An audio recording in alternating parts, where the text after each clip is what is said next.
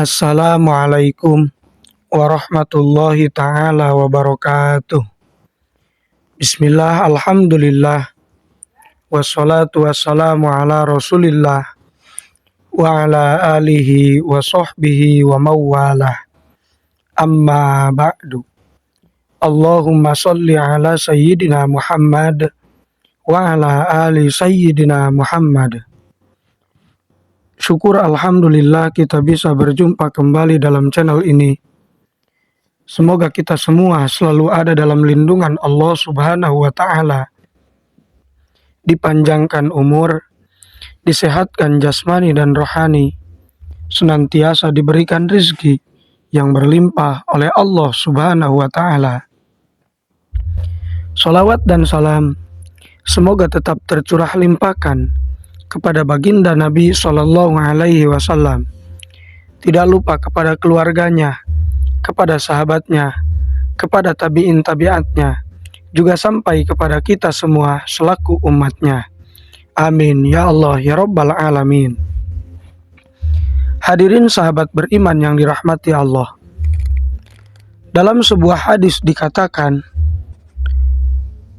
Nabi Shallallahu Alaihi Wasallam bersabda, Inna suratan minal Qur'ani salasuna ayatan syafa'at lirajulin hatta gufirolahu wahiyya suratun tabarakalladzi biyadihil mulk.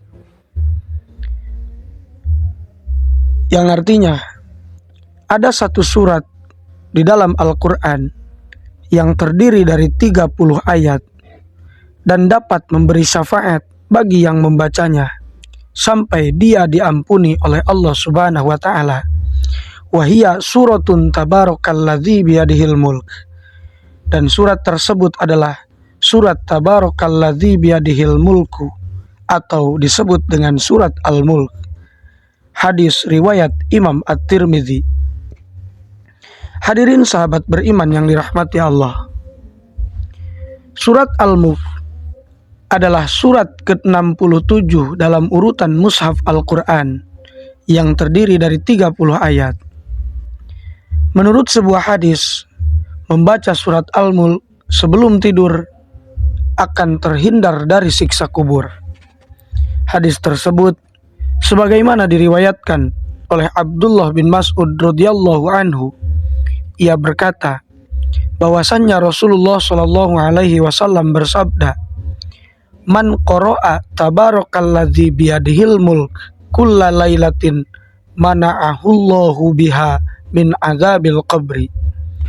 Barang siapa yang membaca surat Al-Mulk setiap malam, maka Allah Subhanahu wa Ta'ala akan menghindarkannya dari siksa kubur dengan surat tersebut.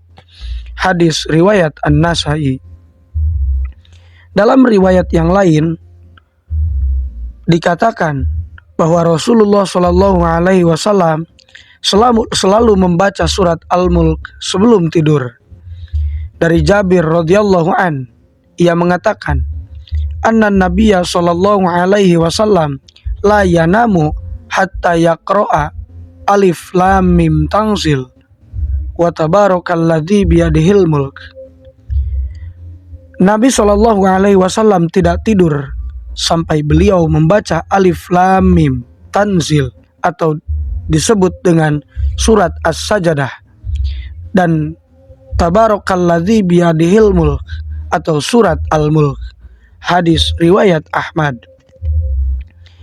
Ibnu Abbas radhiyallahu an juga meriwayatkan hadis tentang surah Al-Mulk yang menjadi penyelamat siksa kubur, sebagaimana dinukil oleh Syekh Ahmad As-Sufi dalam kitabnya Al-Maut wa Alam Al-Barzakh.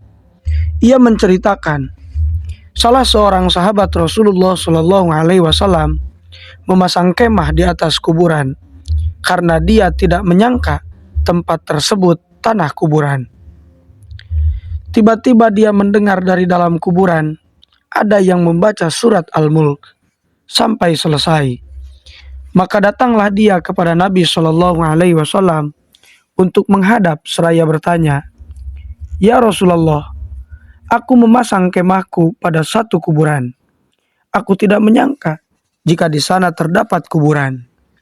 Dan ternyata kuburan tersebut membaca surat Al-Mulk hingga selesai.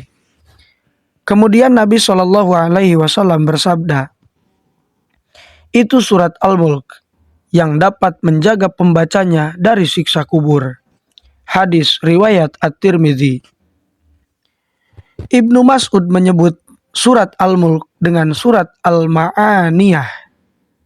Fadilah surat Al-Mulk ini turut dijelaskan melalui hadis yang diriwayatkan Imam Ahmad dan pengarang kitab Sunan yang 4.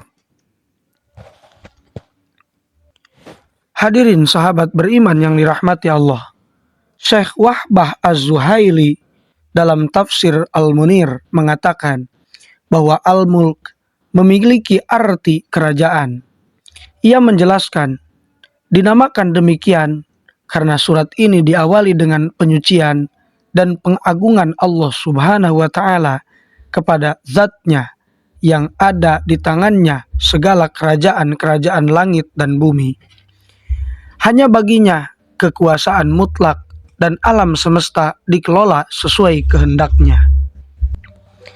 Hadirin sahabat beriman yang dirahmati Allah, surat Al-Mulk juga dinamakan Al-Waqiyah yang memiliki arti yang menjaga, dan Al-Munjiyah yang memiliki arti yang menyelamatkan.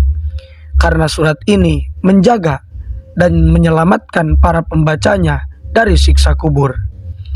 Adapun Ibnu Abbas radhiyallahu anhu menamainya dengan Al-Mujadilah yang memiliki arti yang mendebat. Sebab surat ini kelak akan membela pembacanya di alam kubur. Menurut tafsir Al-Azhar, surat Al-Mulk diturunkan di Mekah. Umumnya, surat yang turun sebelum hijrah merupakan ayat-ayat pendek tetapi isinya padat. Dijelaskan lebih lanjut bahwa surat Al-Mulk berisi banyak tantangan terhadap kaum kafir yang salah. Surat ini juga berisi tasliyah atau kata pengobat bagi baginda Nabi SAW yang selalu dibantah oleh kaumnya, serta berisi peringatan keras bagi orang yang tidak mau mengikuti ajaran beliau. Hadirin sahabat beriman yang dirahmati Allah, alangkah baiknya bagi kita semua mengamalkan surat tersebut dengan rutin membacanya setiap pagi dan petang, dan lebih baik jika dibaca oleh kita setiap sebelum tidur. Maka insya Allah barokahnya kita semua akan terbebas dan diselamatkan dari siksa kubur.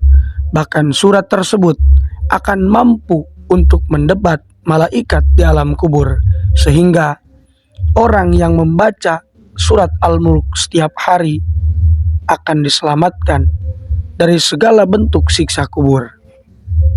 Semoga kita semua diberikan keistiqomahan oleh Allah dalam mengerjakan kebaikan, dan semoga kita semua diselamatkan oleh Allah dari berbagai macam siksaan alam kubur dan ditempatkan oleh Allah di tempat yang diridhoi oleh Allah Subhanahu wa Ta'ala.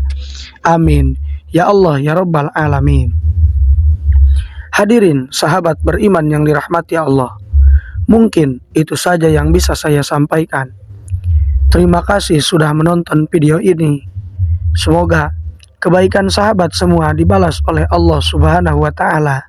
Dan jangan lupa, bagi sahabat semua yang belum bergabung dengan channel ini, silakan bergabung dengan cara tekan tombol subscribe, like, komen, dan juga share sebanyak-banyaknya untuk membantu mengembangkan channel ini menjadi channel yang lebih baik dan lebih bermanfaat lagi.